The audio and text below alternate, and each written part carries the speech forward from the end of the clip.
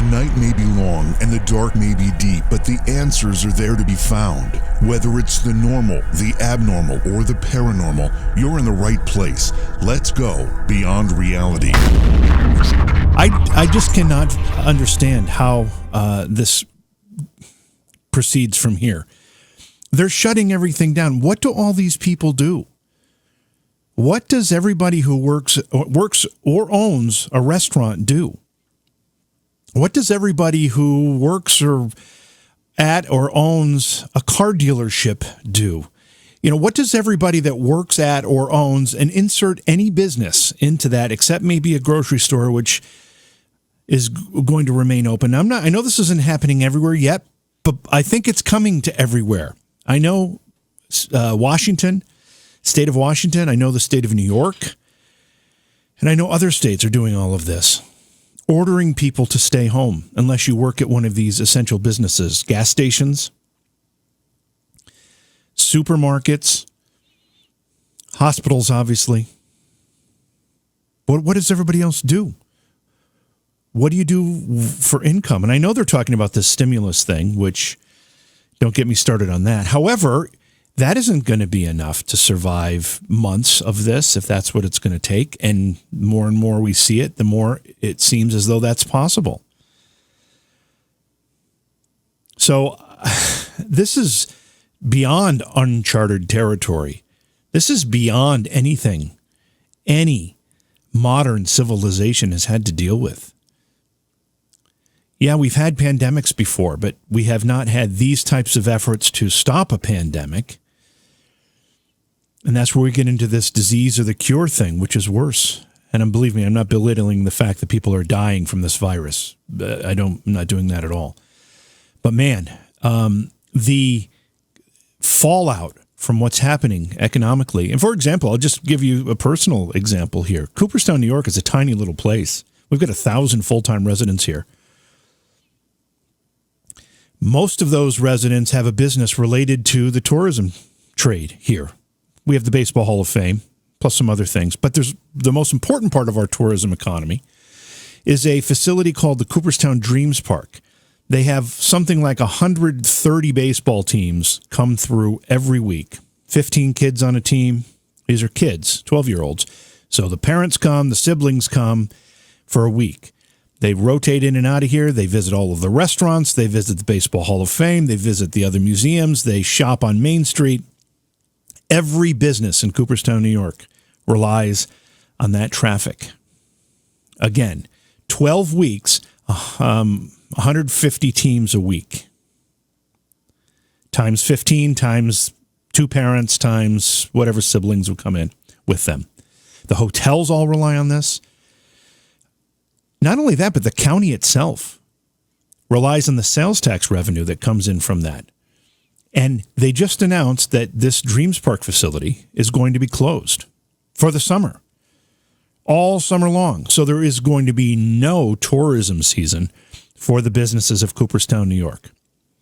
I happen to have a rental property that I rent to families who come for this tournament, and all those reservations are obviously going to be canceled. So, but that's small in comparison to what some of these other businesses are going to go through. I don't know how they recover from that. Most of them will still have to pay their mortgages. Most of them will still have to pay their taxes. Most of them still have to put their own food on their own tables. I just don't know how this works. So I know that I'm probably preaching to the choir here. I know we're all feeling the same frustrations, but the most important thing is that we do whatever we can to stop this thing from spreading, if that's even possible. But I know there are people that aren't heeding the warnings of our public officials. The governors of New York and Washington and other places have said, don't leave your home. And people are going out and doing it anyway. Having barbecues, having weddings, going to spring break, which now some of those kids have tested positive and they're at risk of giving it to their older family members. Anyway, whatever you can do to listen to the public health officials and public governmental officials, we have to do it. We've got to get this thing over as soon as we can. So in the meantime, we will continue to broadcast here, and we'll continue to talk about topics that are not related to this pandemic. although I just did that. But either way, tonight we're going to talk about Hat Man, the shadow figure that many people report showing up in their bedrooms late at night. We'll also talk about shadow people, and we'll talk about Slender Man. It's kind of the trifecta of these shadowy figures. And Heidi Hollis is our guest tonight. She is an expert on the topic. Let's go to break. When we come back, we'll have our guest. Heidi Hollis is going to talk about Hat Man, Slender Man, and shadow people tonight on Beyond Reality. Don't go away. Please support the program. Go to patreon.com/Johaw. That's JOHAW. I appreciate you all joining me tonight, and also encourage you to go to our YouTube channel. Just go to YouTube and search for JV Johnson. You'll find it. Subscribe to the channel. It's a great place to join us for our online community. We've got a live chat room that is active during the live streams of the program. It's a great way to interact with other people with similar interests. So check that out. Again, go to YouTube, go to JV Johnson, subscribe. It's all good there. Follow us on Facebook as well. Tonight, we're going to be talking about the Hat Man, Slender Man, shadow people. What do they all mean? Where are they all from? Why are they here? And who is seeing these folks? Our guest tonight is Heidi Hollis. Heidi is an expert on all of these topics. We're going to be talking about the topics themselves, plus her work and her books. Heidi, welcome to Beyond Reality. Great to have you back here again. Hey there. Thank you so much, JV. How are you doing this evening? I'm okay. How are you surviving this lockdown? Or where? First of all, where are you? You in California? I sure am. I'm in Northern California. I was supposed to be down in the Los Angeles area, but I decided to hold off on that right now because of all that's going on. It's really sad, really horrifying. Probably a smart move there. Is California under the same types of orders that we are here in New York? We're not supposed to leave our homes, that kind of thing? Yeah. Boy. Sure is, We are under that strict order, and you have to have papers on you if you're caught driving around. You make sure that you're going to a job that's needed. Isn't that something? It's unbelievable. I mean, there are so many parts of this that are just unbelievable. First of all, the fact we're in a health scare the size that we are, that's unbelievable. Yes. That's surreal in itself. But then to be in a situation where you have to have papers on you if you venture outside your house, that is reminiscent of some very scary things as well. But anyway, that's not what we're here to talk about. There are other things in the world that can be a little bit scary, and we're going to talk about some of those other things, like, as I mentioned, Hat Man, Slender Man, shadow people. But before we get into those things specifically, how did you develop your interest in all of this? Well, I grew up in a haunted house, so it came at me. I sure wasn't looking for it. So my first challenge was 8 years old, taking on an organ that was playing by itself pretty wildly. And I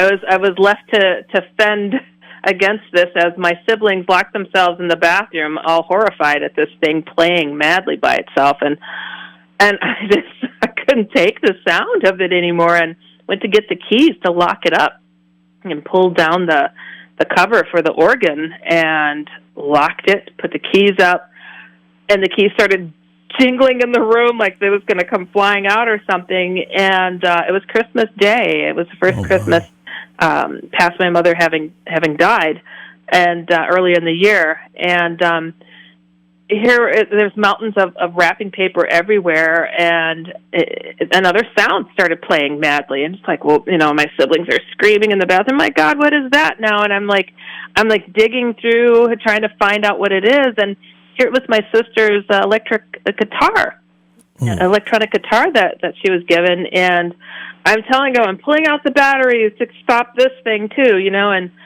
I opened it, and it had no batteries. I just remember kind of being petrified, like I couldn't make the sound stop, and I just remember kind of collapsing and just crying. It was horrifying. So, so I started. Were you the oldest of the siblings to be the one out there trying to tackle this stuff? No. See, I had an older sister who was quite the bully, and the future stepbrother who was there, and my younger sister and my older sister. We all went into the bathroom, locked ourselves in, when the organ started playing. We're like, what on earth? Why is this thing doing this? And we're in there for a long time. And my sister goes, well, it's too crowded in here. Somebody's got to get out. And she shoved me out. Oh, man.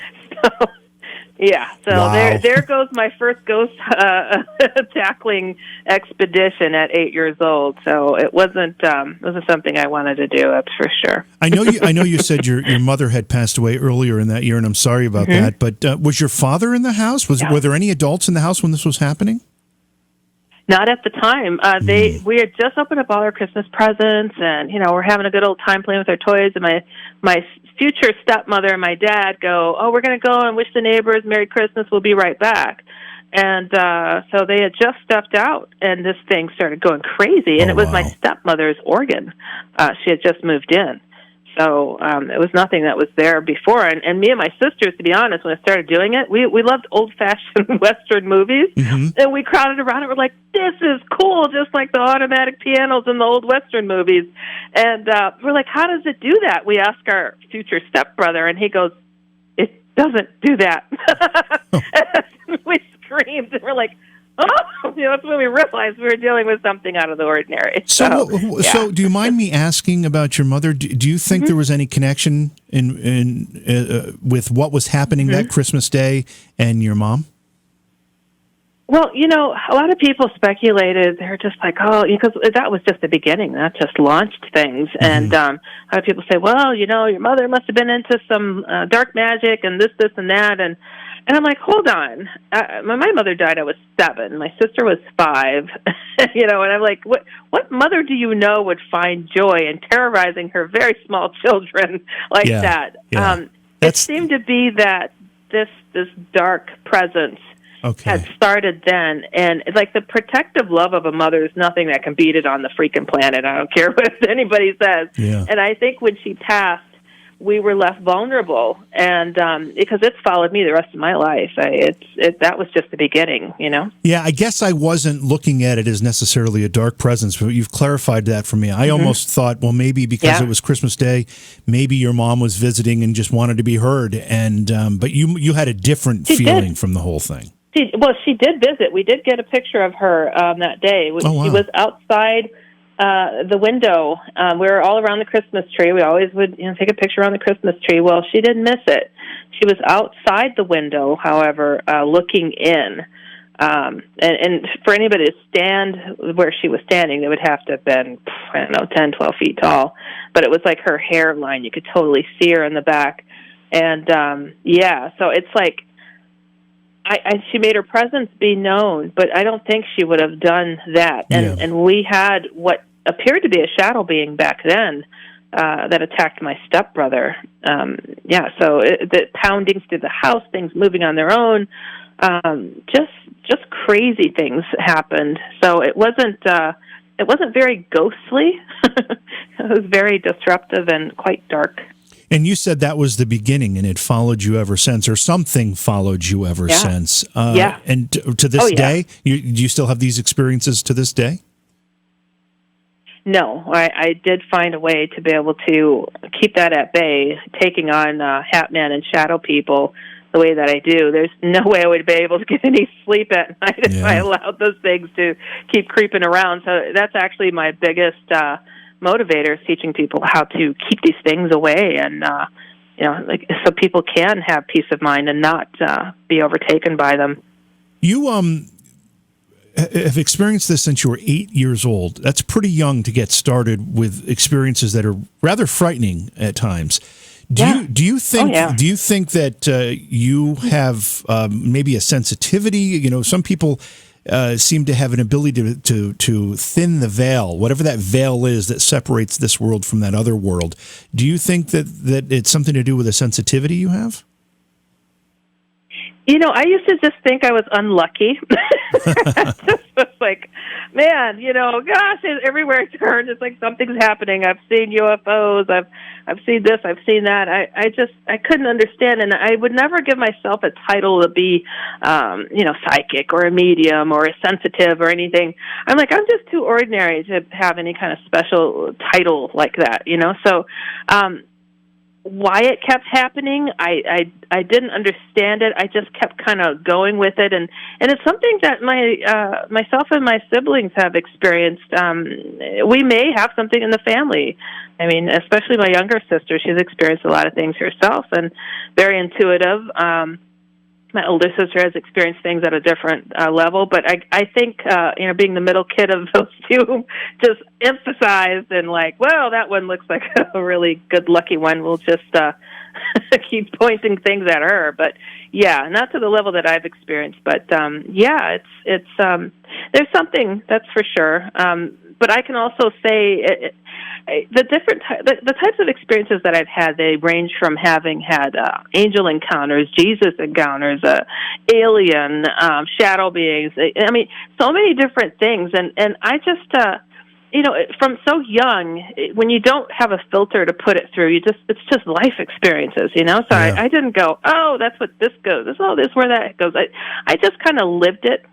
I dealt with it, and I wrote about it. And I was just as honest as I possibly could be and dealt with it like any other topic. And I think if there's any detriment to that, it's like I have a sense of humor, even when it comes to these horrible and horrific topics. And a lot of people don't understand that. Like, well, you sound too happy talking about demons. I don't know if I believe you. Well, you know what? I'm sorry I can't hold the flashlight under my chin well enough to spook you, but that is not the purpose. The purpose is to educate people, get them prepared, get them to be more curious and ask more questions versus them running out of the room, because I know how to clear a room if I want to. That's not my goal. My goal is to get people to be more accepting of these topics, to start opening up about these topics so they can sit at a party, talk about it, and then change the topic to what's on TV. I mean, we need to do this because this is really this is not paranormal. It's quite normal. So, So if I've ever get criticism, it's because she laughs too much. Oh, she's just too jolly. Well, have a little bit more sunshine in your life, people. Really, I mean, that's what's got to get you upset. Somebody's too happy. Yeah, but you said that.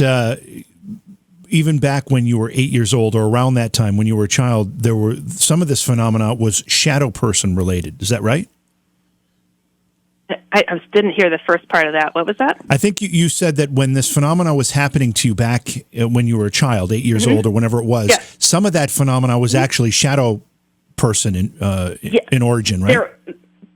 There was something. There was one element that it's interesting. I thought back to it. I'm like, oh my goodness, something kind of did resemble something kind of shadow people like, and it's something that so my stepbrother and my older sister were home alone, and while they were there, they heard odd poundings, and they got freaked out. And our place of safety was the only room in the house with a lock on the door is the bathroom. So they went up to the second floor and they locked themselves in the bathroom. And they're just like, and they're hearing all these odd poundings, and they're like, what is going on here? And my stepbrother, being a boy, it's like he's sitting in there for the longest time. It's like, okay, I'm done with this. And he comes out of the bathroom. He's like, look, I'm not hiding from you anymore. If you want to take me on already.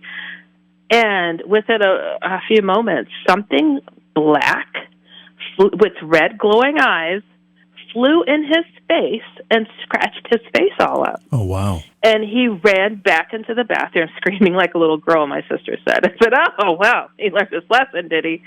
So, and I'm like, my dad went through the house, through the attics and the basement. It's like, maybe there's a bat. Must be a bat. He didn't find anything.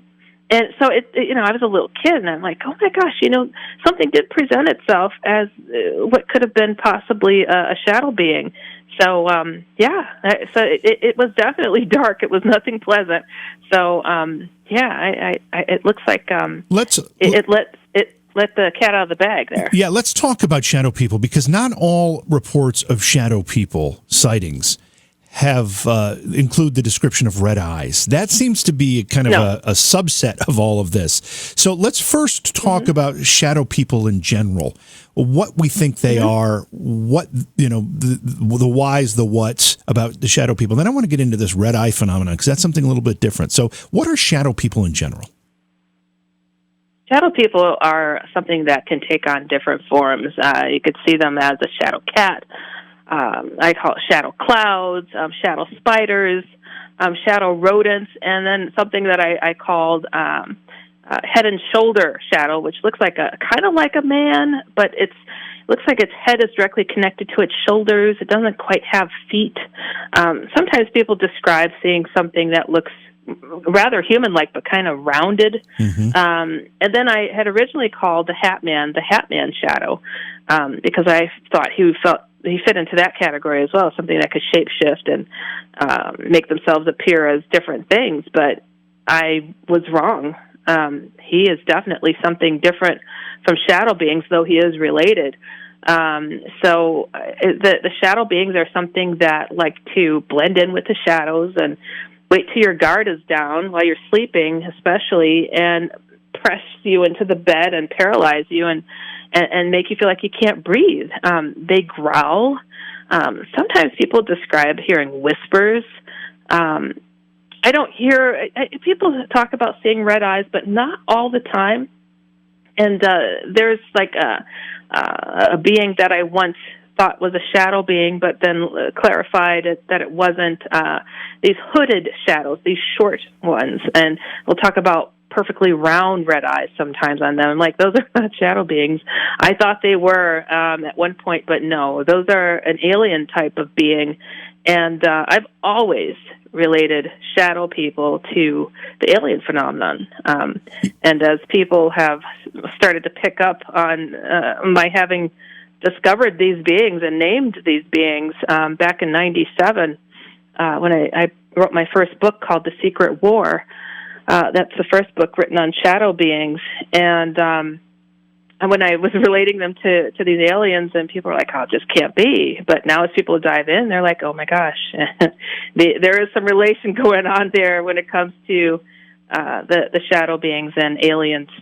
So yeah, that book, by the way, The Secret War, the title goes on to say a true story about a real alien war and shadow people. Now, obviously, the easiest conclusion to draw from that is that you're suggesting that shadow people are either a tool of aliens or they are, in fact, alien in nature.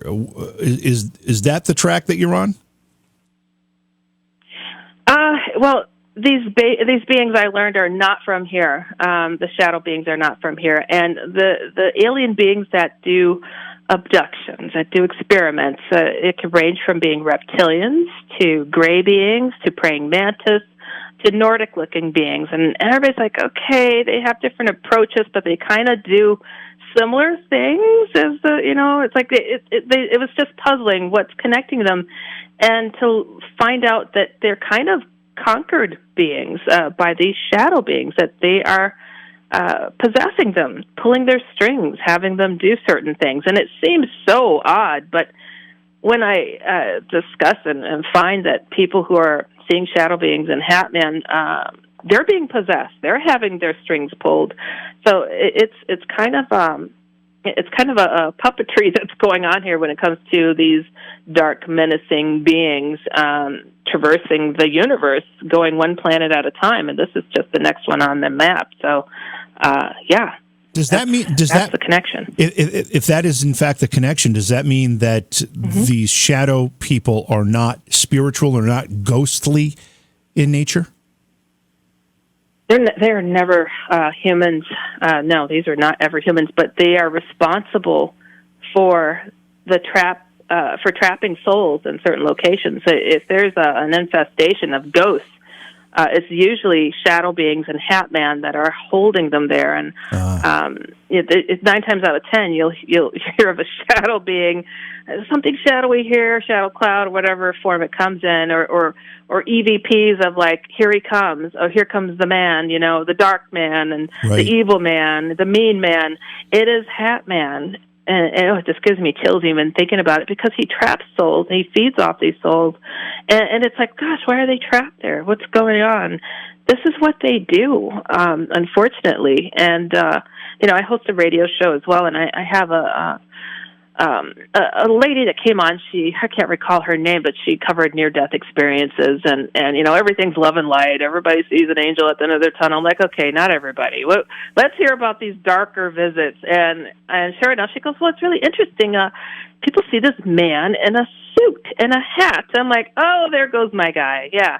That's what he's doing. He is meeting people at the end of their tunnels. And I tell people, even people that have had alien abductions, quote-unquote aliens, why would they have any matters of the soul to be dealing with anything with our end-of-the-tunnel journey?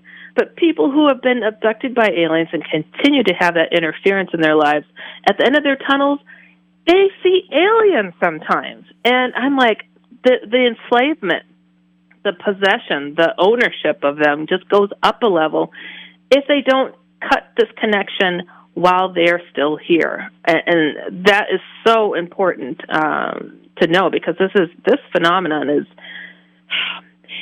the war. It is the secret war. This is the battle that has been written of, Revelations. Oh, we're going to see the battles in the skies. I'm like, the battle's happening now in the privacy of people's own homes, in their dreams, in their mental illness. Oh, they're schizophrenic. As an occupational therapist, I work with schizophrenics, and they all talk about shadow people. They talk about the man in the black suit and hat. And it's not something that, being a therapist, the situations that I'm in, I can't really address it. But I'm paying attention. I'm watching. I'm like, oh, my goodness, it's out of control. And these dark things are placing their bets on people to not figure them out and why they're there, what they're doing. And, we got to get this stuff right. And, this is really important, too, during this time of the coronavirus going as it is. I am convinced, it's just the writing on the wall. Coronavirus is evil. It's dark. It's causing depression. It's attacking people's livelihood. It's attacking their health, their souls. I mean, they're getting severely depressed. They're getting isolated even. And I know these dark things are picking up their attack. Easy pickings. They like to create havoc, but the havoc's already being created for them. So now they don't have to break people down. We're being broken down easily for them. We're just waiting for these attacks to happen, and the Hat Man loves to reap souls. And I mean literally punching through people's chests and ripping them from their body, kicking and screaming as he laughs at them. This is what's I know is going to be increasing during this time of the fear of the coronavirus and COVID-19. I'm really horrified at what may be taking place. So I know paranormal activity is increasing at this time, and but I wanted to let people know that even though it's horrible, what's happening, and it's going to become even more horrific as these dark things try to take their place in taking advantage of us. But something else is going on. With this evil entity, Hat Man, the minions of him are these shadow beings, and he's like directing them all. As he rises up, the positive side is rising up too. Trust and know that. I have been having so many things going on around me. It is ridiculous. And it's not just me. Friends, family, coworkers, the strangest of things. And I'm like, I'm used to having a level of odd things going on. But the level that it's been going on, it's been through the roof. I have had it documented, not just by myself, but other people, talking to them on the phone. Their computer goes haywire. It's just the strangest things. And I'm like, hold on. This is something else. And in knowing that Jesus sightings have been going up exponentially around the globe, why wouldn't he have his workers also coming more around us? So I feel that this protective, this is an example. The other day, this is an example. I'm having all these strangest things going on, and I almost tripped over my shoe. I tried to step over it. Well, I wasn't going to clear it. The shoe moved out of the way. And I'm like, hold on. Wow. I don't allow things in my space. Like, that's evil, like, that was protective. I'm like, okay, something different is going on here. And I give credit to the positive. I'd rather feed into the positive. And, evil can't read your mind, but angelic beings can. So don't speak it out loud to try to build up your angelic protection that's around you, but, think it. pray to God and get the message sent across and build up that protection that's going on around us during this really difficult time. It is the secret war, good versus evil right now. So just so I understand, I think what you said in part of that answer was that shadow people are actually the minions of Hat-Man. Is that what you said? Yeah, I sure did. Yes. Mm-hmm. So the same evil that comes with Hat-Man is obviously by proxy coming with the shadow people. In a sense, but shadow beings don't talk, and they change their shape. They try to hide. They try to blend in, and when they're spotted, they don't always like it. And they might charge straight at you, and be quite vicious. They might growl and charge you, but their job is not to be seen like that. The one that wants recognition, the one that wants the egotistical, how can I say, respectful fear is Hat-Man. Yeah. If he wanted to not be recognized, he would change it up. Yeah. He wouldn't sit there and make sure you get a really good look to know it's him. But he wants that. To be. Yeah. Sometimes, he goes by pretty fast, but he changes he doesn't always wear a hat. He wears a cape sometimes a top hat. He does change it up a little bit, but for the most part, he likes to be recognized as the one causing the most fear out there. So some people have reported encounters with shadow people where they feel like the shadow people themselves are just more playful. They're only a little bit, maybe a little impish. They don't seem to be threatening. They seem to be, they peek around corners. They seem to want to hide. They don't seem to want to have direct interaction. But the people that have had those experiences don't seem to be frightful. They don't seem to be afraid of those beings. Are there different kinds of shadow people where some may be the more nefarious than these other kinds, or are they just being deceptive in their playfulness? When you say impish, I'm assuming it's these smaller little types that you're speaking of. Those are not shadow people. Those are a different type of entity. It's kind of how can I say? It's a low life creature. It is related. I mean, evil is evil. They're not positive, but some of them are alien, especially if they're hooded. Those are the alien beings that work alongside of these shadow beings as well, and they can come across looking tiny and ducking. When you see arms and stuff like that, and a head popping around a corner with a hooded look, that's an alien being. But you could call them a hell worker or whatever you want to call them, but very similar, but not quite shadow people. Okay. But they do have a similar feel. They're very nosy. Collecting data on you, if you will, looking for your weaknesses, like, it's not to sleep yet. I'm going to duck back around the corner. They don't like to be spotted either, but those little impish ones are not they're not the best at sneaking around. They do get caught on video quite a bit, and people are like, whoa, what is that? It's like, well, it's a demon. It is kind of like a demon. Feels like one, smells like one, maybe. It's like, so it's there's kind of a hierarchy going on with them, but when it comes to Hat-Man, I mean, he's the top dog, and these other ones work for him and kind of follow along in what he's directing. But I mean, it's all for the same goal ultimately. And think about it: when it comes to alien abductions, they paralyze you and make you feel like you can't move. They give you nightmares and make you see these horrible scenarios. They rape people. One thing people don't like to talk about much, but they do at times. Hat-Man is quite rapey. He rapes men and women. He's very touchy-feely sexually. It's disgusting what he does, and then he goes after kids a lot. It's as low as you can imagine. That's the way he goes, and it's like, what's the ultimate goal here? It is to conquer.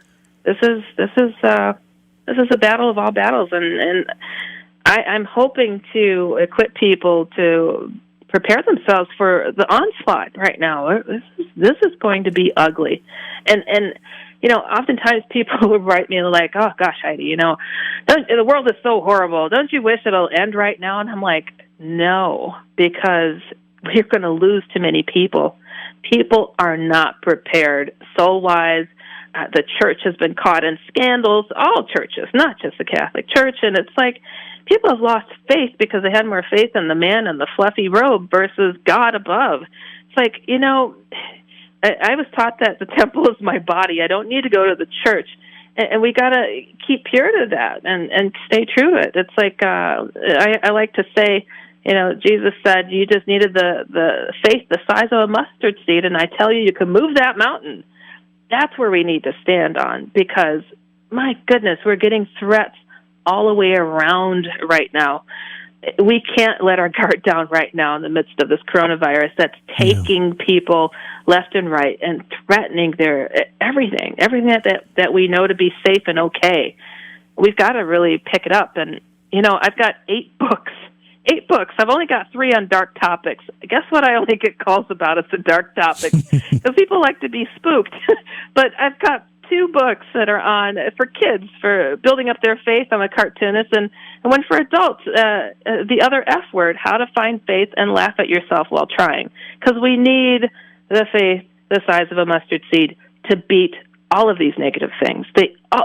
So-called aliens respond to the name of Jesus. What is that? Why does that work?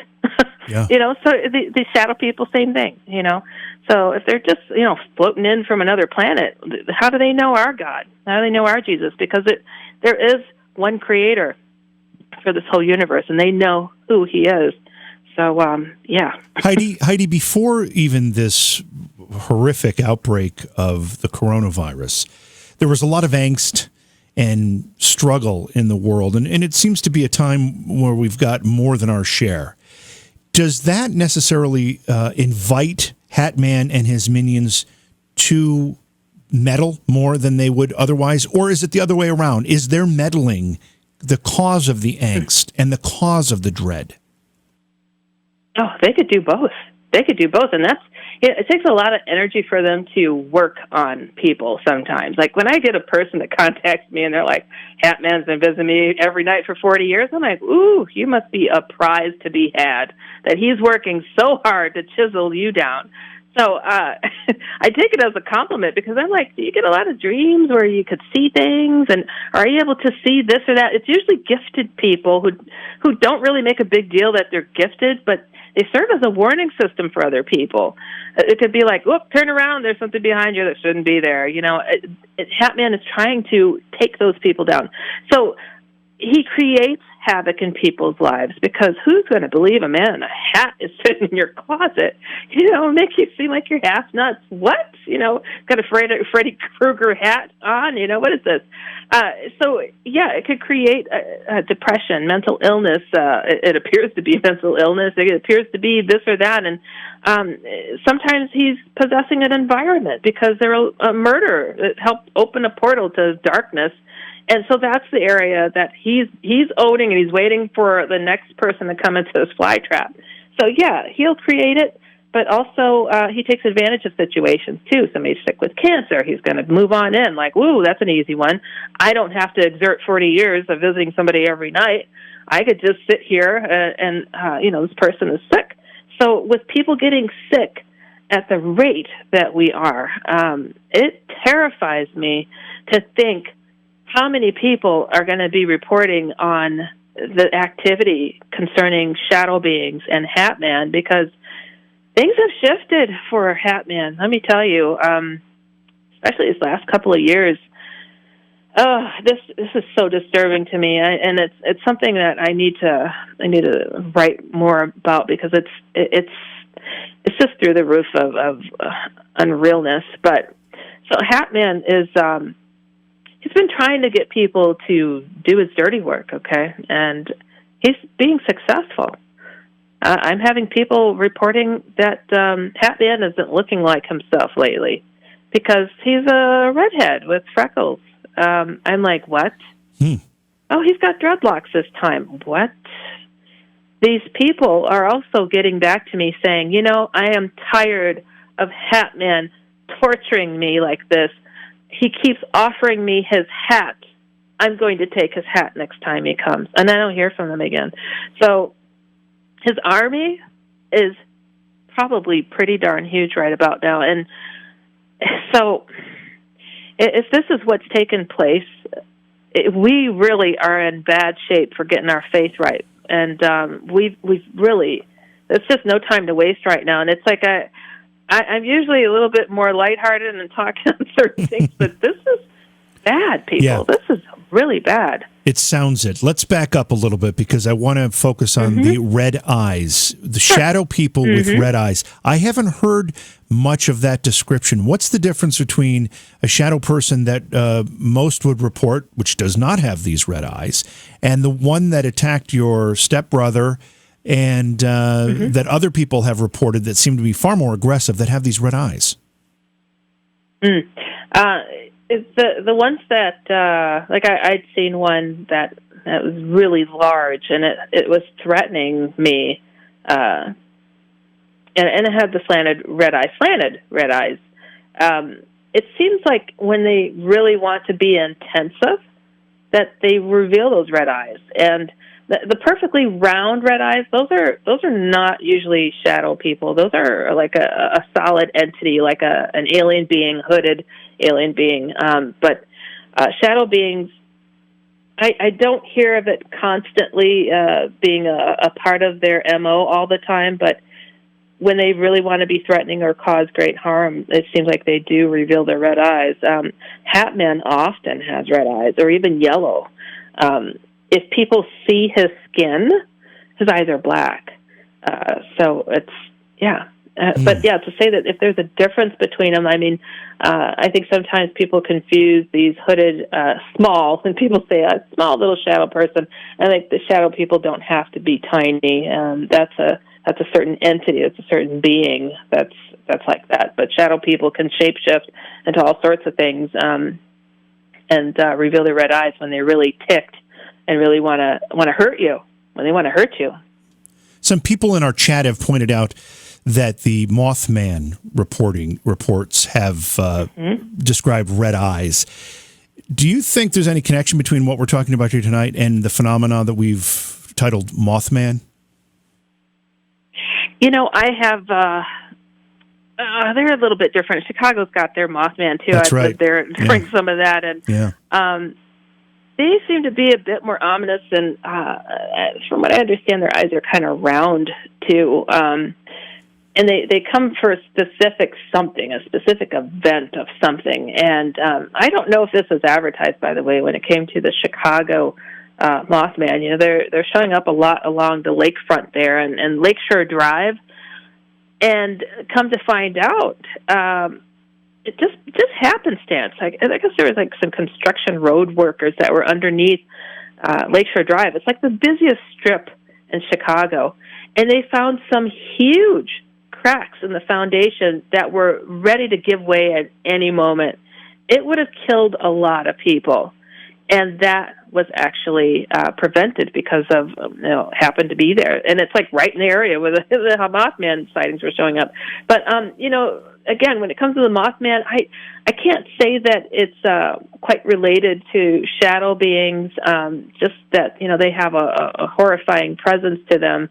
But they have a certain figure. They have a certain shape, a definitive shape. So I would say that they're not exactly the same thing, though. One time I was invited to go speak at the Mothman Festival, and I couldn't make it that time, but, hey, maybe next time. But, yeah, I mean, there's certain things that they definitely do have in common, and the threatening nature, but Mothman talks, picks up phones and stuff. That's really, that's highly disturbing. I couldn't imagine shadow people and the numbers that they exist calling people. No, that'd be horrible. So, we've talked about Hat Man, and most people obviously can envision a figure with a hat. But what are the common descriptions of Hat Man from the sightings that either you've had yourself or that people have reported to you?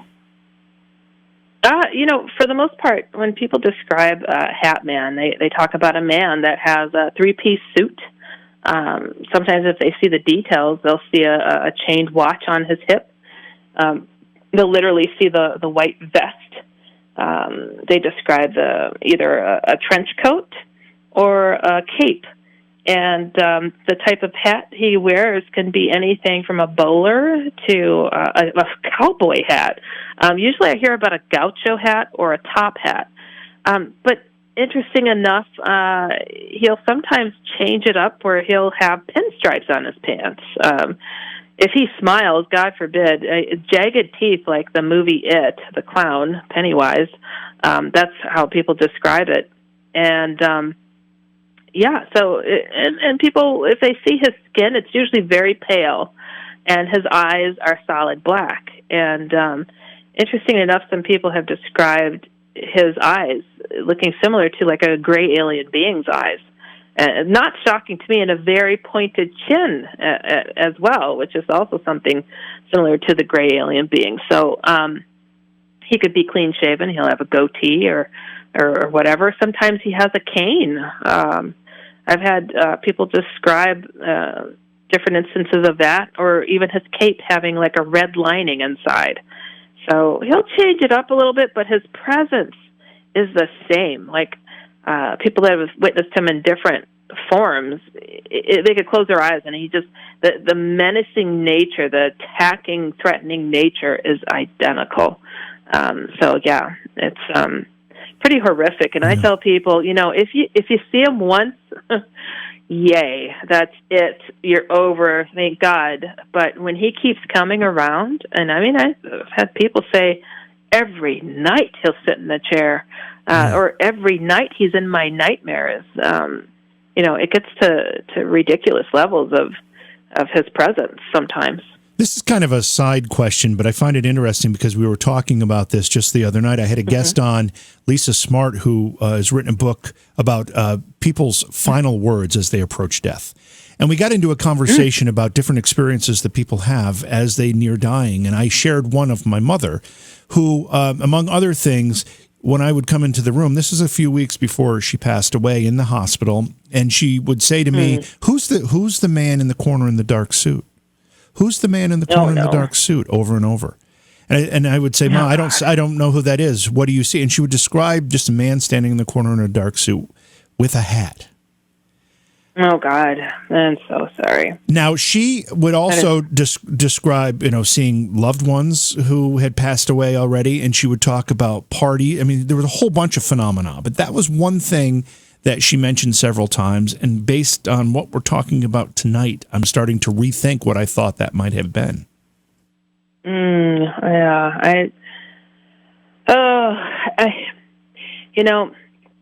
He's looking for an opportunity to grab her soul, unfortunately. I mean, that's I'm sorry what happened to your mother, but it doesn't mean he necessarily got her. But he was probably trying to find a way to get at her. He comes around people who are dying. He comes around people who are sick, because he's sick. He's twisted. And hopefully the family members that she was seeing were there trying to surround and protect her from his negative presence, So, it sounds like there are more numbers of them versus him. So that's a good thing. But when he comes around, like I've had people who've attempted suicide, and they're like, I woke up in the hospital and I had a visitor. And they turn, and it's a hat man who reaches. This is weird. I've had a couple that were like near identical, and he goes within an inch of their face, and he makes this pinching thing with his two fingers, like, I was this close to having you, and disappear. So, so he encourages suicide. He encourages murderous acts. I mean, he is as bad as you can imagine. It frustrates me, and people call it sleep paralysis. I'm like, sleep paralysis wears a suit and a hat. No, I don't think so. And so people, I don't understand the scientific arena that tries to dispel so much of what gets put out there when it comes to these so-called weird things. Why did they take the time to try to say, oh, that's just nothing. That's your paralysis before you're going to sleep so you don't kick around. And, oh, come on. There is, to a certain extent, people have some of that, but not when you see the same being over and over talking, threatening, choking you. No. I still get people almost on a weekly basis who write me who say, OMG, I thought I was the only one who'd seen this thing. It's not because they heard it somewhere. It's not something like that that's happening. People are discovering this every day yet. And, it's a horrific thing that is going on out there. And I don't want people to put that down like, oh, that's nothing to be concerned about. See, the scientists proved it's this. Scientists didn't prove anything. This is something threatening you. And when we learn that the government has been tapping into practices of the occult, what are they doing? Oh, they poo-pooed all this. Why are they looking into the power of prayer? Oh, yeah. Looking into sacrifices to see if that conjures up anything. I mean, who's the people doing this? These are people who are in the government that are our brothers, our sisters, our friends, and associates who can't handle what they were involved in, and they're talking. They're telling people like me, like, oh my God, I have to tell somebody. They had me doing this. I quit. I couldn't keep with this black operation of torturing people.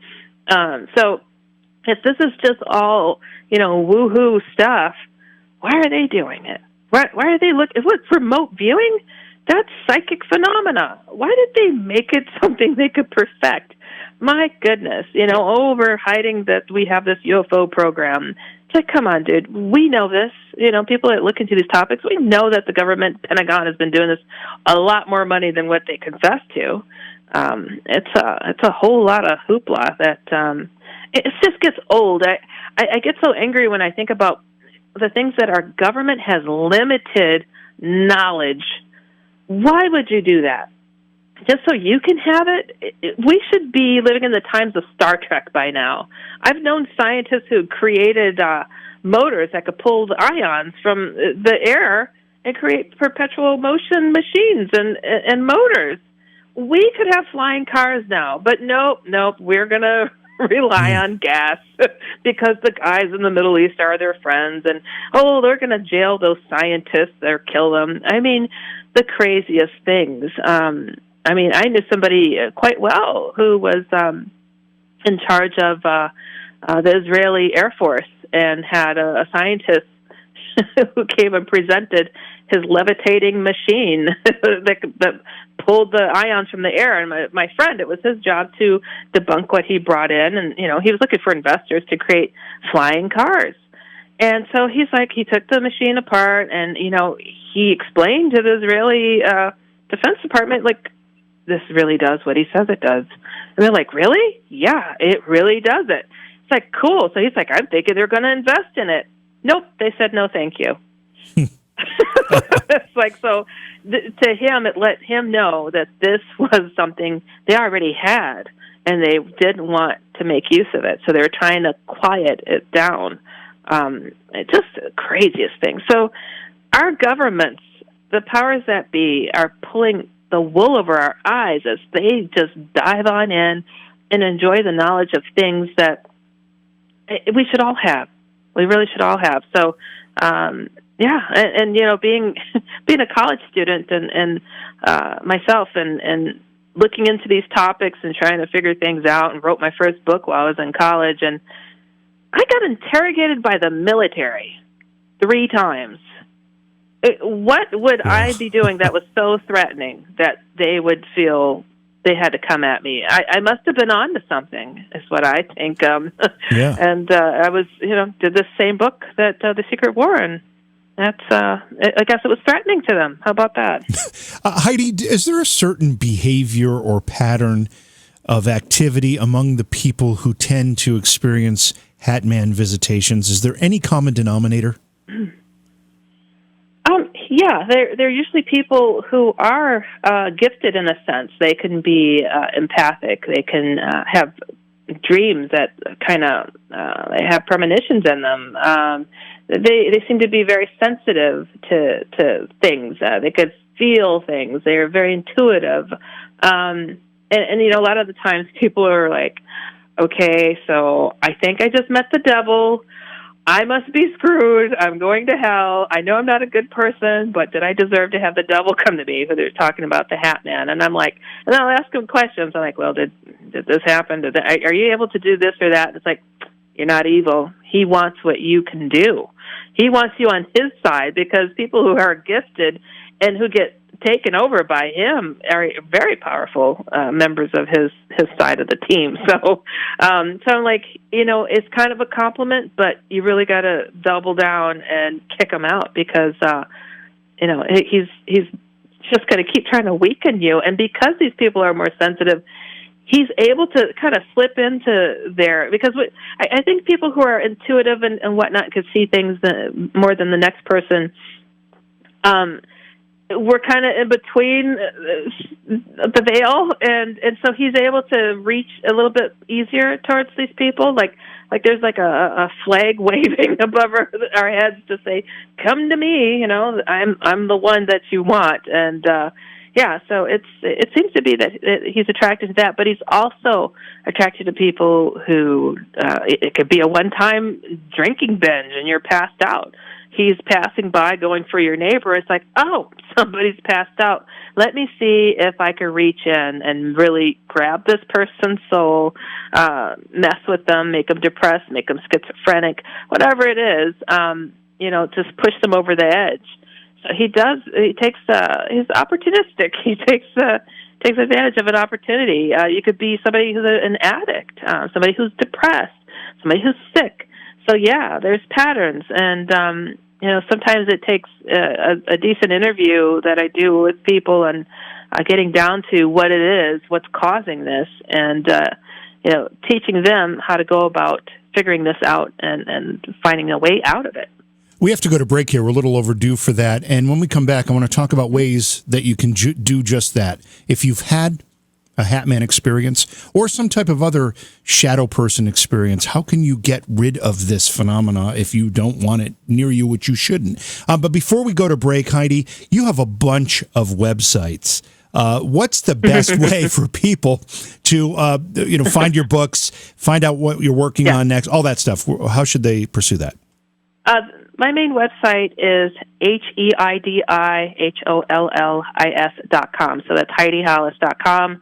And I also welcome people. I'm a cartoonist, so theoutlanderscomic.com and theotherfword.com for my books on faith with lots of comics and, just taking these things casually but serious at the same time. So, yeah, I welcome people who've experienced anything out of the ordinary to write me through any of those websites, and I will respond.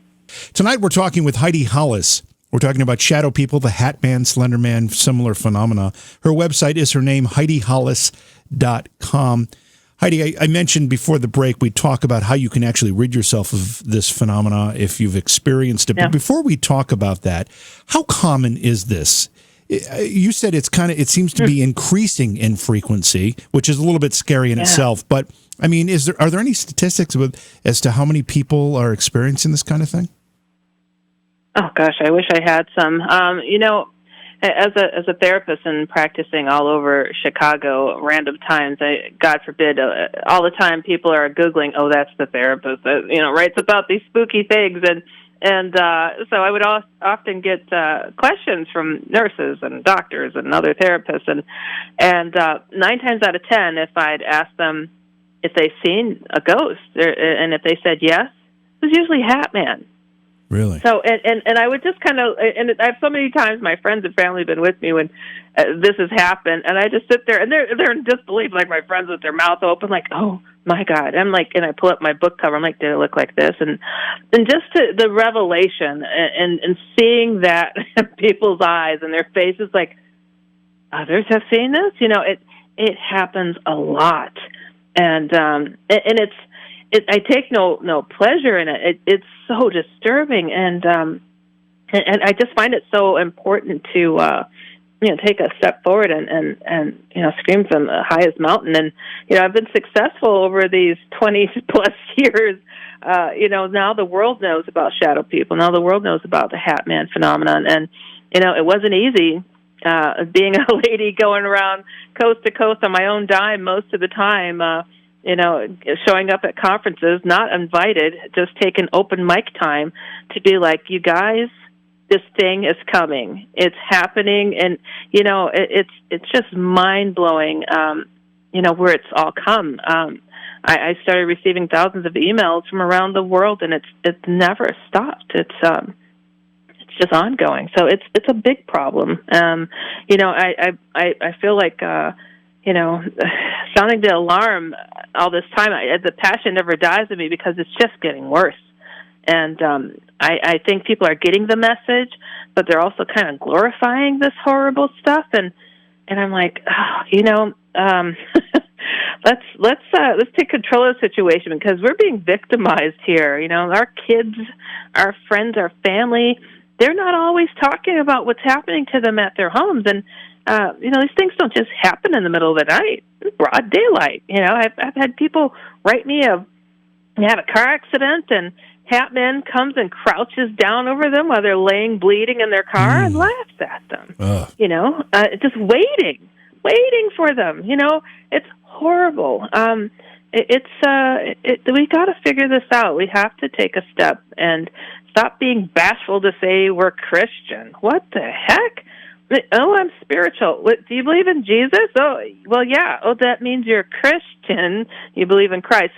People are fluffing and backing out of their faith because, they might have had something horrible happen to them connected to the church, or they didn't like all that was being taught. It was tradition and not love, I think people need to interpret their faith as they should, for themselves. Take the parts that work. If you end up with something good and positive, that's what we need. That's what we need. We've got to combat this stuff. And, I get a lot of emails where people say, well, I just saw the devil. He's tried to kill me, tried to take my soul away. I don't get into that religious stuff, but what do I do? I'm like, throw a shoe at it then, because you just said you just admitted you saw the devil, but you don't believe in anything. Well, this right here should help convince you that there is an opposing force, and you better pray there is, because you're really screwed otherwise. And I don't know how to say that any better or nicer, because you can be really screwed. And I've had people of different faiths that they're like, well, I'm Muslim. What do I do? It's like, you believe in God? Use that faith. Use that faith in God. I don't know any other gods that can do what my God can do, So it's like, there's the one God that helps in these situations, and that's what I point people to. Anything that could sprinkle positivity into your life, into your day, into your room, into your psyche, everything. That's what we need, and it's so important, especially right now. The world is shaking in fear. Hat Man is about to have a buffet. Let's stop that roll. We have to stop that roll. And I keep screaming from the highest mountain about this stuff as much as I can, and I'm like, wherever I need to be, whatever I can do, talking about doing events and whatnot. I'd taken a step back because I was doing so many radio shows. I used to host 8 a week, and I was getting a little bit burnt out. And I'm like, okay, so I need to get out to speak again and get to conferences and conventions or whatever. I'm for it, because whatever it takes. This is nothing to play with, take lightly. This has to be done. It just really does. So, it's a big freaking deal. It's the top thing on my mind. Like, coronavirus sucks. It's evil, and we're really going to be knocked a loop with the paranormal wave that's coming on top of it, of darkness sweeping the nation and the world. Taking advantage of these sick people, fighting for their lives. Just horrible. Are people with addictions more prone to have a visit from Hat Man? Oh, yeah. Is that because they're vulnerable? Mm-hmm. Is it because they're vulnerable? Oh, yeah. They are vulnerable, definitely. He encourages it, too. Oh my gosh! I'll give you an example. This is a horrible story. Somebody I know that they're let's just say family member, just gone off to college, and And they were experiencing Hat Man, but wasn't telling the whole family, but then it was getting out of control. He was showing up all the time. She was sitting there walking through her living room, and he's there threatening her. And he's like, I'm going to get you. I'm going to get you. What a thing to say. Solid, just pops up out of nowhere, threatening this. And one day, in the hospital, they said she overdosed. And she's swearing up and down, I did not do this. She said, he popped up. He said, I'm going to get you. Next thing I know, I'm waking up in the hospital, and they're saying I overdosed. I did not do this. And I mean, just absolutely convinced and telling everybody. She just went off to college. She was having a good time. You know, her life had just begun. Oh, but now she gets labeled as being crazy, having attempted suicide. And she's adamant, did not do this. I have had many people. As a therapist, I had a student working under me, an occupational therapy student, and you know, people whispered to her like, "Oh, this is the lady who writes these books on these things," and she goes on what? And I told her about the Hat Man and Shadow People, and she just turns white, and she said, "Oh my God!" And she said, "I was about 3 years old." She said, "And I saw a fork on the floor, and I saw the power outlet, and I'm thinking, I want to put that in there, you know." And she said, out of nowhere, she said, this guy in a black suit and a hat. She said he was so tall, he was crouched. His back was crouched on the ceiling, and he bent all the way down to her face within an inch and looked at the fork and looked at the outlet and said, "Go ahead, stick it in." Ooh. He encouraged a 3-year-old to commit suicide. That indicates he has no limits. He would encourage anything. So an addict, that's easy peasy. Why not? Wow. So that brings us to the question about preventing or protecting yourself from this phenomenon or anything similar to that. And I know, you know, you've mentioned some things already, but if somebody's experiencing this, what's the first thing they need to do? Well, because this thing likes to take advantage when your guard is down. When is our guard down? Especially when we're sleeping. So, and the one place that we feel most comfortable is our home. It's where he comes out the most. So I tell people they should build up their defense in their home. So if you or there's others that live there, they should all participate in blessing the home. And it's methodical, a certain method that I have all my books for free with Amazon Prime on as an ebook, because I just didn't know how to place a price tag on somebody's soul. Yeah, right. So I'm like, my books, all but one publisher just would not allow for it, but all of them are on there. Where if you have a Prime membership, you should be able to get it. So I say get the book, the Hat Man book 2. It's all in comics, and it shows you how to go about blessing your home. So to do that and to keep your protection with you. So when you do your blessing of the house, you're keeping the protection with you because you use a cross necklace that you can wear wherever you go. I am never without mine because these things really hate my guts, and feelings are mutual. So, but yeah, so that's number one. When it comes to sometimes, so he can't get into your home, so he'll come into your dreams. He's such a piece of crap. So he'll work in your dreams, and you'll have the most horrific nightmares sometimes. And he's just trying to break you down again. And sometimes somebody that comes over to your house, they dragged a piece of his garbage on their shoes, and it comes back in your house. Just bless it again and have patience with the nightmares, because the nightmares, that's all they are. He's just, his last little attempts. But then sometimes they'll start showing up at people's workplace, and it's kind of hard to bless your workspace, but keep your blessing with you. Keep it on your necklace, your cross necklace, and it helps protect you. So that's the first line of defense. He can step it up. Sometimes people reach out to me when things are really bad, when they are already showing signs of him pulling their strings, like possessed. That's when you need some extra help.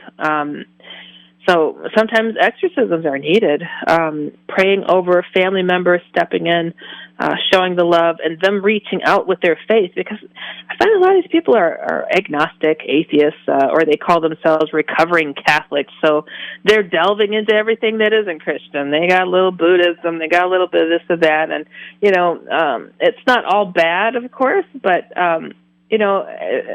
you're looking at the opposite of Christ.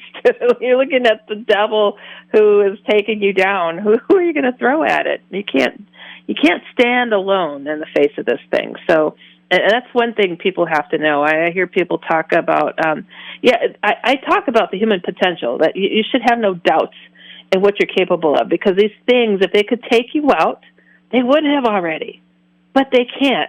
They sit in their chisel for 40 years at you, and they make these threats and all this stuff, and it's just like, it's going to kill me. I'm like, no, it would have done it already. It's like, you just got to stand firm in your faith, so you're not standing alone, and you have to stand firm on your belief and not run, not hide, and not swing at these things, but stand firm and, essentially rebuke it, to say, in Jesus' name, go. And people are like, I've done all that. I said everything. I did all that. And I'm like, I say, well, what's that? I can't remember the name of the movie, but it's like holding up a cross to a vampire. And the vampire took the cross out of his hand and laughed and said, you got to have faith for that to work. So sometimes when you don't have even the faith of a mustard seed and you're just rehashing like you're reading a novel or something, there's nothing behind it. That can be a bit more challenging, but I have the faith of a mustard seed that the name of Jesus really helps to move things out, to provide the air that people need to recover from attacks from such a thing. Let's change the subject in the few minutes we have left, because one of the things that you've also looked into and talked about is Slender Man. Now, most of us recognize that the pop culture notion of Slender Man came from what was, I think, an altered photograph that was entered into a creepypasta contest or something along those lines. But it turns out there's more to it than that. And actually, there was an incident where a girl was stabbed because of this. What should we think about Slender Man? It's a ripped-off version of Hat Man. Yeah. He's tall. He goes after kids. He wears a suit. He has tentacles like shadow spiders. Let's see. But yeah, I did learn that the rumor has it that this Eric Knudsen, who came up with this, who supposedly came up with this, had heard the reports of a Hat Man that I was discussing and putting out there. Okay. That he brought up his own little creation and called it, not Hat Man, we're going to call it Slender Man. So, yeah, when it came to that attack, two little girls attacked their third friend, and what were they, 12 years old or something, and the two little girls that did the attacking, one of them told the other, this is Slender Man, and showed the creepypasta a website, and the other little girl became convinced right away, because what did she say? Oh, I saw him when I was little. So she had witnessed probably the Hat Man, very, very convincible if you'd seen him and know that kind of fear, and like, you want to please him, 12-year-olds, why not? So I didn't think it was difficult to convince her if she had witnessed the Hat Man. And then they thought, well, we have to sacrifice our friend, because guess what? Hat Man would say something like that. He would inspire such a thing. That's just what he does. So if it came in a dream, if it came in a whisper in their ear, whatever it is, it's like the devil sitting on your shoulder. That's him. He'll pull your strings to do stuff. Now, the sad and horrible thing, 2 weeks. So I should give a little bit of history on this. Whenever I've had I'm the type of person that I get these dreams that seem so real, it's hard to believe they didn't happen. And when I have them, they're always at my parents' house. My parents live in Wisconsin. That's where I'm from originally. And so 2 weeks after I put my book out on the Hat Man, and Hat Man, I never had an experience with him. He came at me just before the book came out, and I had to add his little attacks at me just before putting the book out. I'd experienced shadow people, left and right, shadow spiders, all this stuff. My college roommate experienced the Hat Man. I didn't see him. And not until I was about to put this book out did he come at me. And so I put this book out. 2 weeks later, this attack happens about a 15, 20-minute drive from my parents' home. Oh, wow. I took that really personal because this is just before I put the book out. He came into my room. He sat on my bed and paralyzed me. And another time, this was like weeks apart, working as a therapist, and I work with physical therapists all the time, and they work with patients trying to learn to walk in between parallel bars with mirrors all the way around the parallel bars. And these two therapists didn't know my background fully, and they're asking me questions. What do you write books about? And I'm telling them. One therapist leaves, the other one takes a patient and starts walking them in between the parallel bars. This is 15 minutes after I just told them about Hat Man, and the patient is freaking out, pointing at the mirror, saying, "Who's that man in a black suit trying to talk to me in a different language?" Ooh. I mean, I don't even know how to tell you. He was that fast in responding to our conversation. And I said, "Sir, I didn't see it." I said, "Sir, is he wearing a hat?" He said, "I knew you could see him. He's right there behind you." And, yeah, just so quick. So he's very reactive, very responsive to things that I've done. And he's even, I've had people reach out to me, and I'm like, I always ask them, "Well, how'd you find me? What's the information?" And they said, "Well, they told me, Hat Man told me his name was Hat Man." I said, "Come on now." He took the name I gave him. Wow. That just took it to a whole other level. I'm like, he's very aware. He's talked horrible against me to people who have experienced him too, which is fine. I take it as a compliment. I really do, because I'm like, oh, good. I'm getting under his ethereal skin. Great, because I want to be the thorn in his side to show him that, we mean business. This is not his place to be. But do you feel threatened? Death was never meant to be here. Do you feel threatened? I mean, more than threatened, do you feel that your life is at risk, or at least your soul is at risk? I don't. I really don't. I think that this thing could have, if it could have got me, it would have already. But I had experiences that really, I say, helped me cheat in my faith. I have a book called Jesus is No Joke, because soon after I was experiencing a lot of these horrific things, and I was a person who doubted that people saying they saw Jesus in a tree trunk or a bowl of soup and all this stuff. I'm like, oh, come on. I wrote in my book, The Secret War, if Jesus were around, I think I would have seen him by now, because this is just too much.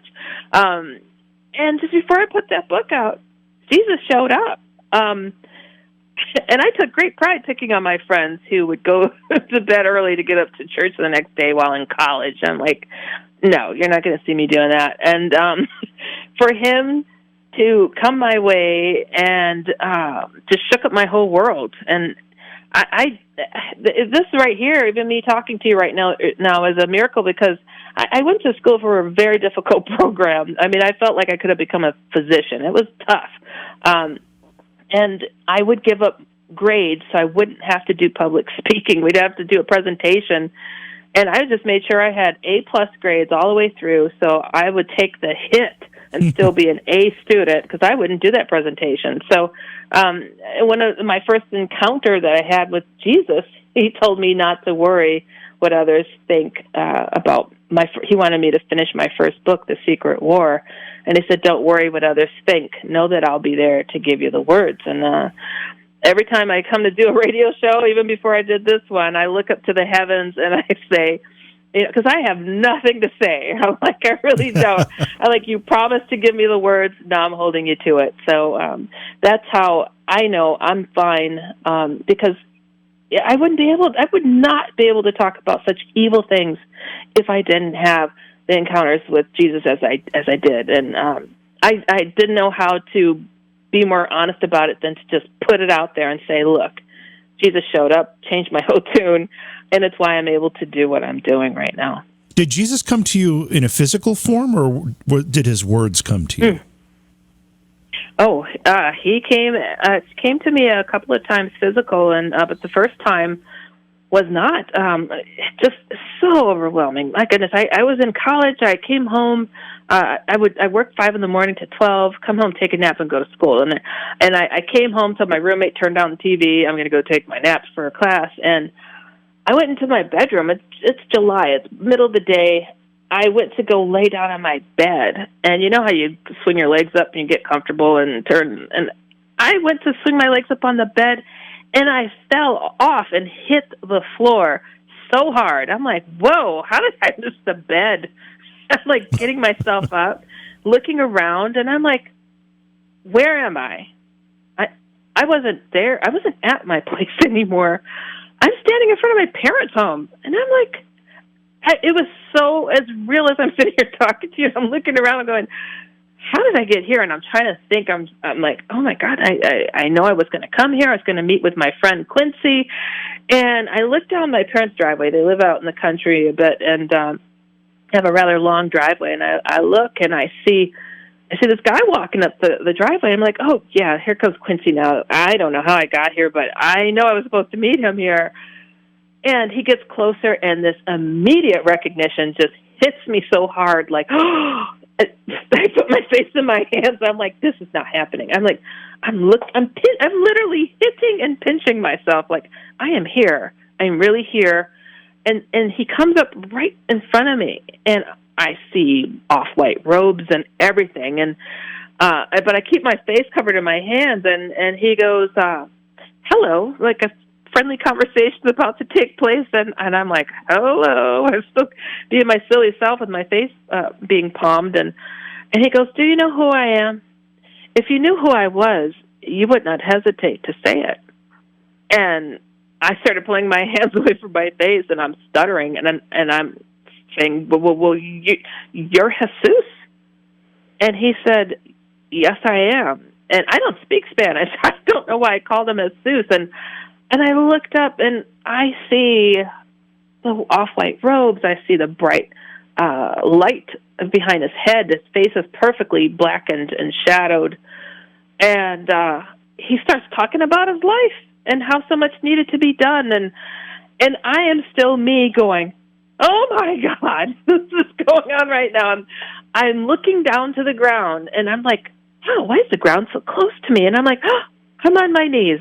I don't even remember going on my knees. And he stops talking. I feel like a kid caught in class, like not paying attention. I'm like, and I start stuttering again. I'm like, well, what do you want me to do?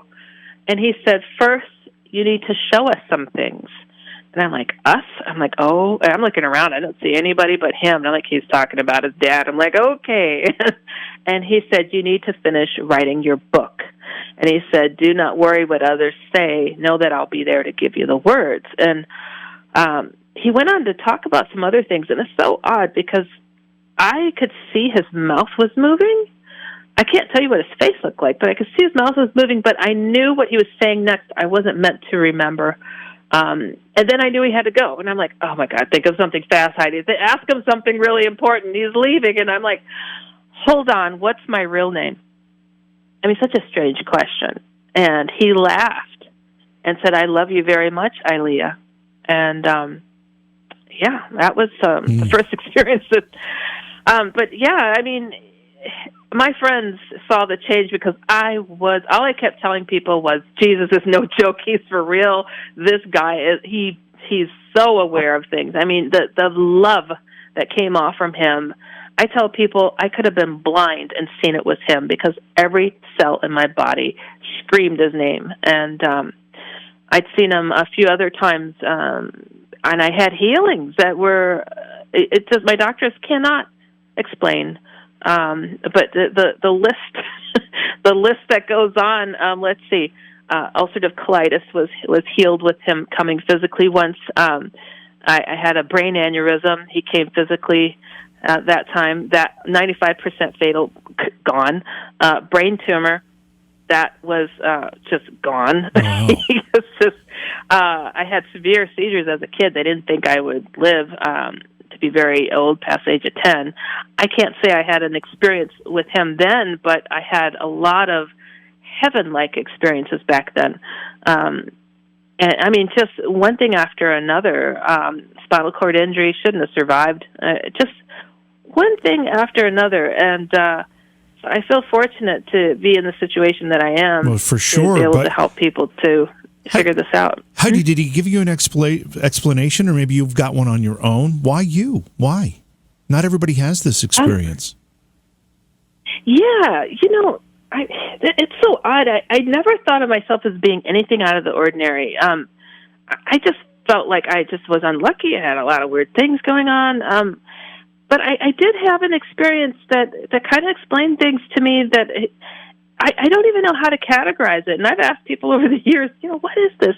Why would this have happened? I was having a conversation with my friend while in college again, and I'd go to walk across the room, and I just wasn't there anymore. I was looking at this scene in space, and I saw this thing that looked like a spinning sun, and there were trillions upon trillions of souls in it, and I was one of the dots. And thoughts, ideas, and things would pass through this light, and everybody contributed to the thought, and it became one. And this thought came by of something that needed to be done, and I casually thought, I was like, I guess that's something I could do. And it was like everybody took a step back in line, and all of a sudden I'm the one left standing, and it's like, she said she'll do it. Oh, what? And I'm shooting out of this love soup of light. I knew this light was called the source. I wouldn't say it was God. I'd say it was like a part of a soul love soup. And I agreed to come here. And here I'm sitting in the middle of my living room going, my friend's watching me, and I'm like, oh my God, how could I forget? And I go to sit down on my futon. She's like, what? Forget what? I'm like, how could I forget who I am and why I came here? Here I was in college in a really tough program. I wanted to quit it.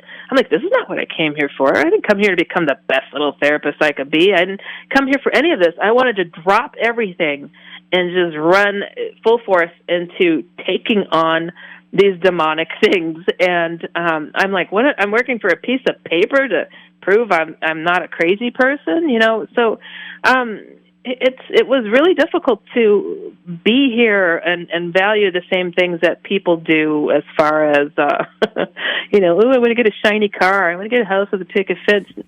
Those things didn't matter to me. I got this bigger view, and yeah, so this is what drives me. This is what keeps me going and being passionate about what it is that I do. And I don't know anybody that has really supported me 100% and go, yay, Heidi, keep going. I haven't had book release parties, I've had, why don't you have a pen name for this stuff, for your books? And I'm like, you know what? I have to have a sense of humor about it, because I know people don't get it. It's not something you could look up and say, of course that happens. And now I just got another notch in my belt of something that's even more far out of the ordinary than I'd ever anticipated. I was recently on Coast to Coast, and I was on there with a journalist, and I'd found out a couple of years ago that I have something kind of rare, and I don't know how to attribute it, but it may be something like an internal stigmata, and I've got holes in my wrists. But you can't see it, only on x-rays. It looks like a bullet hole gone through my bones. And it's technically called a bone cyst, but they happen to be in the exact same spot where crucifixions were taking place. And right. There's only been 3 reported in the world to have them right where I have them. And I'm like, oh, great. Oh, wow. I never would have suspected or expected to have such a thing, but there it is. And so it's I just tell people, they find things interesting and all, and I'm like, I'm Christian, I have things to do, I'm busy, and it's like, but the focus to be on something like that is so different for me. And but yeah, there's a lot of work that needs to be done, and especially in this day and age when so many things are really looking kind of rough and bleak, but there's always a bright light at the end of this. Well, we're out of time, Heidi. Thank you so much for being here tonight, and thank you for your great work and your message. And as things, thank you. Yeah, as things kind of play out here, we may need another inspiring message from you, in a little while. So we'll hopefully have you back at some point. Once again, let people Please know. do. Yeah, let people know where they can find your books and your work and follow you. Mm-hmm. Yeah, no, I appreciate it, JV. This has been an absolute blast, and I'm available to chat anytime. I welcome people to write me at HeidiHollis.com. They could just send an email through there, or the other FWord.com. And keep the faith, keep positive out there, everybody. It's tough, it looks rough, but our guardian angels are around us, and have faith in that. Just the size of a mustard seed is all we need, and we could send this darkness on its way. All right. Well, once again, thanks for being here. Stay safe. Stay wherever you need to be safe. And hopefully, you too. Yeah. Hopefully, in a few months, we can all look back at this and say, "Wow, we dodged a bullet." I mean, that's hoping what it all happens for everybody. Because I have faith in it. All right. I have faith in it for sure. God bless you. Thank you so much, JV. This was a blast. Thank you once again. It's HeidiHollis.com.